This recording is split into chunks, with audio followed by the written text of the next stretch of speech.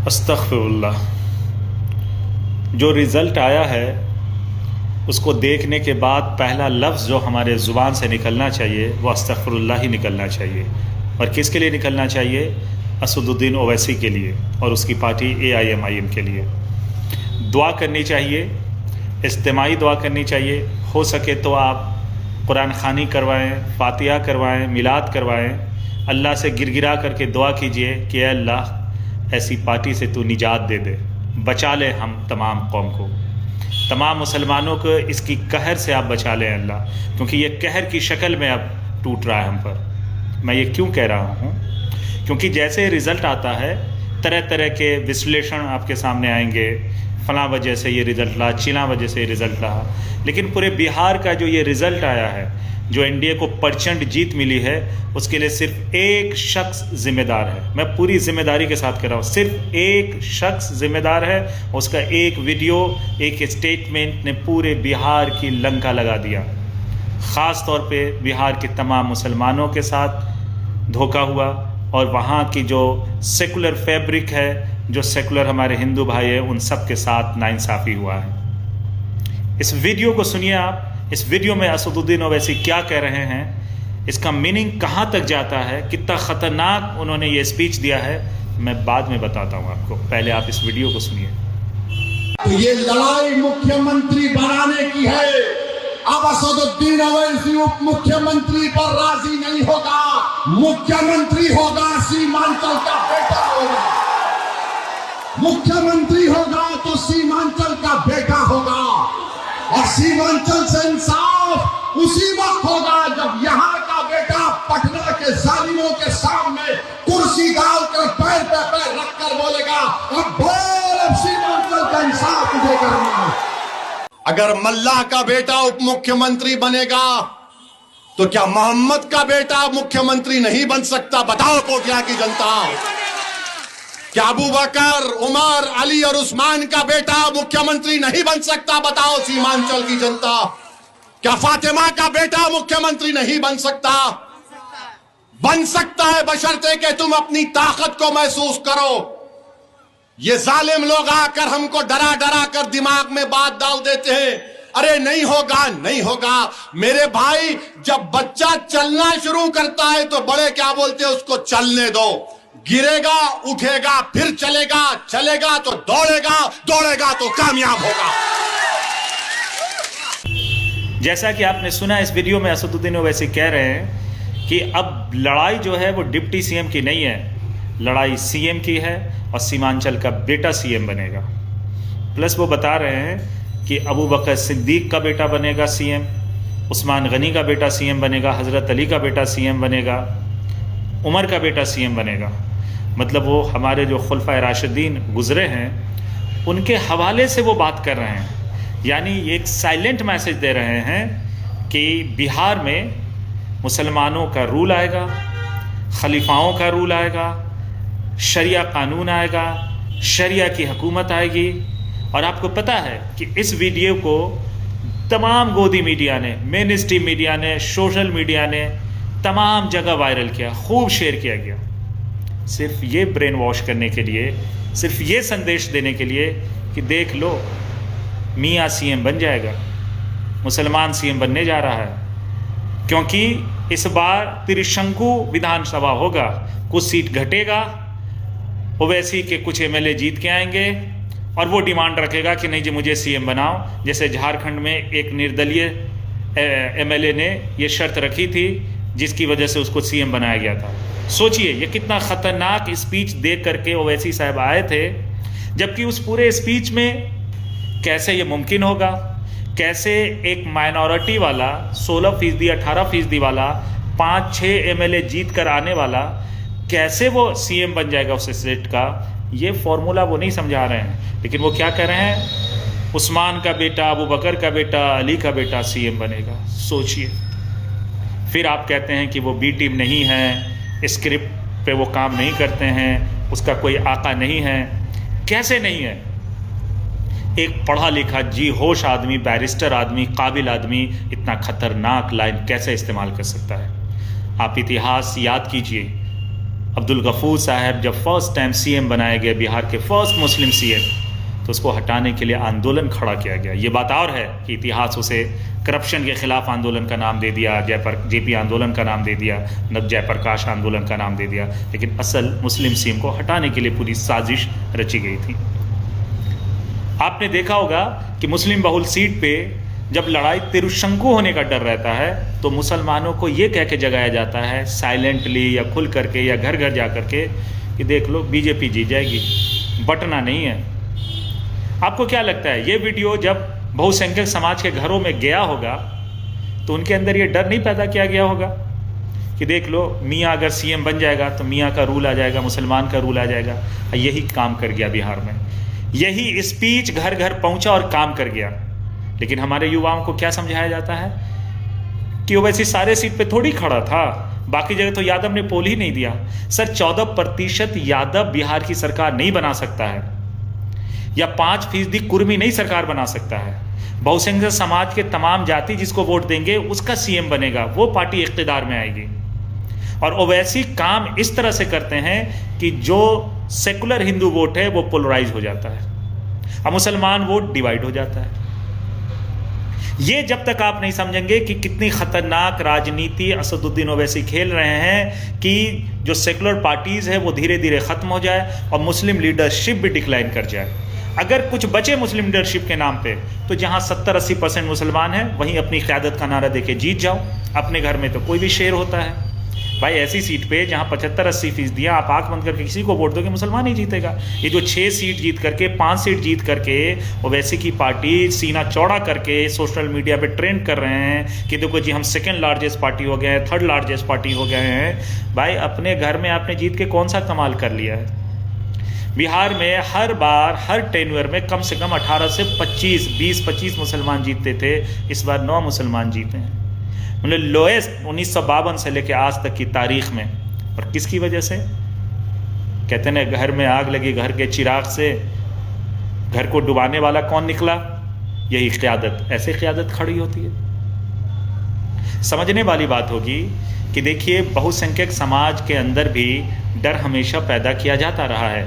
Media में आप खबर देखते हैं कि इतने सालों के बाद मुसलमान की आबादी इतनी हो जाएगी, ऐसे हो जाएगी, वैसे हो जाएगी। क्या कोई नागरिक या कोई वोटर कैलकुलेशन करने जाता है क्या? नहीं, प्रोपेगेंडा अपना काम कर जाता है। ओवैसी साहब तमाम सीटों पे खड़ा करें ना करें, लेकिन वीडियो तो तमाम घरों में जाता है। ये जो उनकी कही हुई बातें हैं, जो जहरीली बात वो करते हैं, वो तो घर घर पहुंचाया जाता है बाकायदा। अब तो कहीं पहुंचाने की भी ज़रूरत नहीं है, टेलीविज़न काफ़ी है, रही सही कसर सोशल मीडिया पूरी कर देता है। इसलिए किसी विश्लेषण को समझने की ज़रूरत नहीं है। सिर्फ ये वीडियो आप अगर बार बार सुन लीजिए तो आप समझ सकते हैं कि बहुसंख्यक लोकतंत्र में जो चाहेगा वही होगा। यादव को लेके हम कहते हैं कि यादव जो है सो वोट नहीं दिया, तो भाई लालू प्रसाद यादव के बेटा की जो पार्टी इस वक्त है राजद आरजेडी, उसको जो वोट शेयर है वो कहाँ से आया है? सिर्फ यादव के वोट से तो नहीं आएगा, यानी यादव ने भी दिया है उसको ईमानदारी से वोट। बात क्या है कि जो दूसरी जाति के जो वोट मिलने चाहिए थे वो नहीं मिलते हैं। जब कोई ओवैसी के स्पीच को सुन लेगा कि उस्मान का बेटा सीएम बनेगा, अबू बकर का बेटा बनेगा, हज़रत अली का बेटा सीएम बनेगा, तो क्या कोई हिंदू चाहेगा? ईमानदारी से बताइएगा मुझे, क्या वो पोलराइज नहीं होगा? क्या वो इतना बड़ा रिस्क लेगा कि वो तेजस्वी को भी वोट दे, जेडीयू की वोट दे, कांग्रेस को भी वोट दे, बीजेपी को भी वोट दे? वो रिस्क नहीं लेगा, जैसे आप रिस्क नहीं लेते हो। ये एकदम सिंपल, इसमें कोई रॉकेट साइंस है ही नहीं। डेमोक्रेसी में हेड काउंट्स होते हैं। असदुद्दीन ओवैसी इतनी लंबी लंबी बात करके चले जाते हैं, कोई पूछने वाला नहीं, कोई उससे समझने वाला नहीं कि भाई जो तुम फॉर्मूला बताते हो ये फिजिबल है भी नहीं, ये हाइपोथेटिकल बात जो तुम करके जा रहे हो। कैसे मुसलमान सीएम बन जाएगा जहां मुसलमान 16-18% है, जहां मुसलमान अपने वोटों से 10-11 सीट से ज़्यादा जीत नहीं सकता? कैसे? और इस बार के चुनाव में भी देख लीजिए, ओसामा एमएलए बने हैं, आसिफ फैयाज साहब के जो साहिबजादे एमएलए बने हैं वो तो हिंदू वोट से बने हैं, वहाँ तो 30% मुसलमान ही हैं। वो सीट भी आप लूज कर जाते अगर हिंदू वोट नहीं देता उन्हें तो। मतलब सिर्फ आप सीमांचल के 5-6 सीटों को लेकर के झुंझुना बजाते रहते आप। कौम जागिए, इस जहरीले नाक को, इस जहर को पहचानिए इससे पहले कि देर हो जाए। आप युवाओं को के माइंड की जो रिगिंग कर दिया असदुद्दीन ओवैसी ने, जो ब्रेन वॉश कर दिया, जो माँ बहन की गाली लिखते हो आप आकर के, जिस तरह से आप यूपी में लिखते थे तो योगी की सरकार आ गई। अब हमारी माँ बहन तो वहाँ बुलडोज़र आता है तो हाथ जोड़ रही है। भाई हमारे वहाँ हाथ जोड़ते हैं कि नहीं जोड़ते हैं? आपके गाली लिखने से क्या हुआ? आप देखिए आपको कैसे दिन देखने पड़ रहे हैं। बिहार में आपको कोई अच्छी बात समझाता था, आप माँ बहन की गाली लिख रहे थे। अब आपके कैसे दिन अल्लाह ने ला दिए हैं। जहाँ बीजेपी मजबूत होती है वहाँ क्या होता है आपके सामने है। आपके मस्जिद, मदरसे, आपके दीनी इदारे, आपका वक्फ बोर्ड, आपका पर्सनल लॉ किस खतरे में आ रहा है आप देख रहे हो। लेकिन एहसास मर गया है आपका। आपको लगता है कि बीजेपी आएगा तो क्या होगा। असदुद्दीन ओवैसी का सिंगल एजेंडा यह है कि मुस्लिम लीडरशिप को ख़त्म कर दो। इसलिए आप हैदराबाद में देखेंगे जहां कोई मुस्लिम कैंडिडेट खड़ा होता है दूसरी पार्टी से, वहां वो अपना कैंडिडेट खड़ा कर देते हैं उसको हराने के लिए। जैसे अजहरुद्दीन साहब खड़ा हुए तो कैंडिडेट खड़ा किया, नहीं खड़ा हुए तो नहीं खड़ा किया। अपने अलावा वो कहीं एमपी खड़ा नहीं होने देते हैं। अपने अलावा कहीं देखिए मुस्लिम लीडरशिप नहीं खड़ा करते हैं पूरे तेलंगाना में। सिर्फ वो अपनी वक़ा के लिए, अपनी लीडरशिप के लिए सिर्फ। इतने सेल्फिश, इतना खुदगर्ज आदमी है और आप उसके ट्रैप में आ चुके हैं। अगर आप नहीं बचेंगे तो अभी यूपी में, बंगाल में इलेक्शन होना है।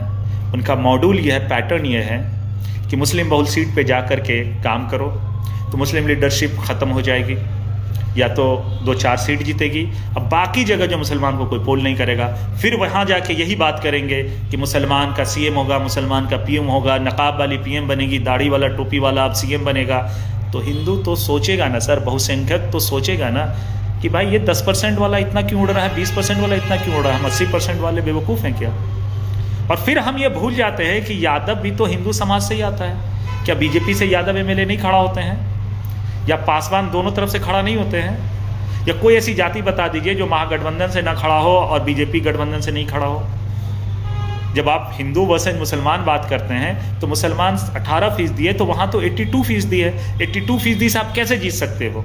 ये रिजल्ट बता रहा है कि जब 82% वाला पोलराइज होता है तो यही रिजल्ट होता है। और इसकी भनक लग गई थी, लोगों ने कहना शुरू कर दिया था दबी जुबान में कि इस बार बता देंगे तेजस्वी को, और बता दिया हिंदू समाज ने कि ये जो तुम मियाँ के बल पे कूद रहे थे, ये जो ओवैसी साहब लिख रहे थे कि जो ऐसो सीमांचल का बेटा सीएम बनेगा, कि तिरुशंकु हो जाएगा, कुछ सीटों की ज़रूरत पड़ेगी यार हमको, हमारे पास तो आएगा, झुक करके आएगा। उनके स्पीचेस पर गौर कीजिए, वो कैसी लाइन इस्तेमाल करते अपने स्पीच में कि आएगा लालू का बेटा जो तुम्हें बगल में नहीं बैठाता है, वो झुक के आएगा, झक मार के आएगा। उनके स्पीचेस सुनिए, कितने गंदे स्पीच वो देते हैं। दरी तुमको अब नहीं बिछाना है तो देखिए हिंदू समाज ने दरी बिछाना बंद कर दिया आपके लिए, इसलिए आप 9 पे आ गए।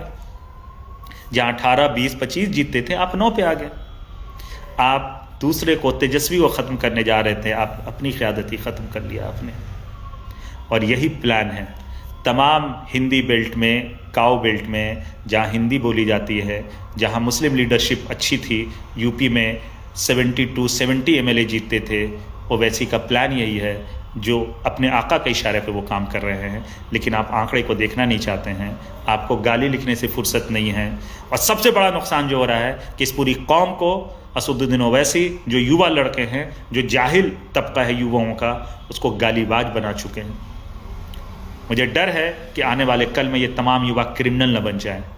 अपने गुस्से पे वो ऐसा ना हो कि वो लोगों के चलते फिरते लोगों को जब उसको कोई हक बात समझाए तो उसको वो चाकू मार दे, उसका मर्डर कर दे। मुझे इस बात का डर लगता है, क्योंकि इस तरह का लहजा वो इस्तेमाल करता है सोशल मीडिया पे कि एक चलता फिरता एक राउडी खड़ा कर रहे हैं। वो सिर्फ किस बात को लेकर के आग क्या लगा रहे हैं? अपनी क़यादत। अपनी क़यादत का नतीजा क्या होता है बहुसंख्यक समाज में, समझ लीजिए। इस मुल्क में सिर्फ सेकुलर फैब्रिक काम करेगा, नहीं तो आप इसी तरीके से रिज़ल्ट देखते रहेंगे। या तो आप सेकुलर फैब्रिक के साथ घुल मिल जाएं, या आप बहुसंख्यक को एक तरफ पोलराइज करके लैंडस्लाइड विनिंग जो होती है, प्रचंड जीत जो होती है, वो आप देखते रहिए। अब फिर जो आपकी खाल उधेड़ी जाएगी वक्फ बोर्ड के नाम पे, पर्सनल लॉ बोर्ड के नाम पे, आपके मस्जिद मदरसे इदारों के नाम पे, फिर आप देखते रहिएगा। और आप देख भी रहे हैं, बस आपका एहसास मर गया है सर, और आप आंकड़े नहीं देखना चाहते हैं। अभी तरह तरह के विश्लेषण आएंगे, आप उसमें बहेंगे। असल जो वजह है जिसकी तरफ आप देखें नहीं, इसलिए आपको मिसलीड भी किया जाएगा। लेकिन मेरा फ़र्ज़ था कि मैंने वो असल रीज़न आपके सामने ला दिया है। इस पर गौर फिक्र कीजिए, ऐसे शैतान से बचिए, पनाह मांगिए और अल्लाह से दुआ कीजिए कि अल्लाह इससे तू पनाह दे दे, ऐसी पार्टी से। और ये तब मुमकिन है जब आप उसके लिए पूरी तरह से दरवाज़ा बंद कर दीजिए। बहुसंख्यक समाज में जहाँ मेजोरिटेरियन है वहाँ ये फॉर्मूला कतई काम नहीं करेगा, पोलराइज हो जाएगा और आपको यही रिज़ल्ट हमेशा देखना पड़ेगा। अगले वीडियो में इंशाअल्लाह ताला मैं आपको असदुद्दीन ओवैसी के बारे में लगातार अब बताऊंगा अगले 5 साल तक कि इसका मॉड्यूल क्या है, काम करने का तरीका क्या है और कैसे कौम बर्बाद हो रही है, लीडरशिप तबाह हो रही है और कैसे जो प्लानिंग है कि इस देश में बहुसंख्यक समाज में जो सेकुलर भाई है उसको भी कैसे कॉमनल बनाया जाए, उसका पर्दाफाश करता रहूँगा। ना आपकी गाली से मैं डरने वाला हूँ, ना आपकी धमकियों से डरने वाला हूँ। मैं हूँ जब तक मेरी हयात है, इंशाअल्लाह ताला मैं हमेशा कौम को असदुद्दीन ओवैसी से अब बचाने के लिए कोशिश करता रहूँगा। जय हिंद, जय भारत।